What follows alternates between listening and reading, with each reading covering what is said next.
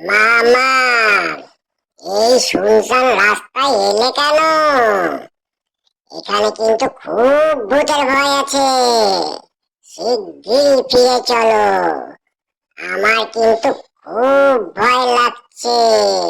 তাড়াতাড়ি চলো। এই, এত ভয়ের কি আছে? তোর মামা আছে না? ভূত যদি আসে না, আমি একবারে নিজেই সাহেস্তা করে দেবো।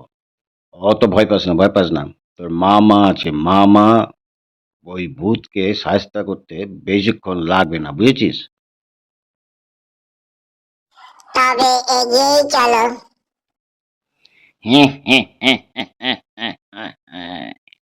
রে, মামা ভাগ্নেতে মিলে দুজনে কোথায় যাচ্ছিস?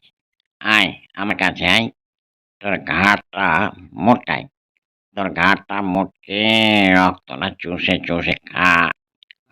আয় আয় আয় কাছে আয়। ও মামা, বলি পালাচ্ছ কেন? ওরে বাবা, কি ভয়ঙ্কর রে! আমি মানে মানে কেটে পড়ি।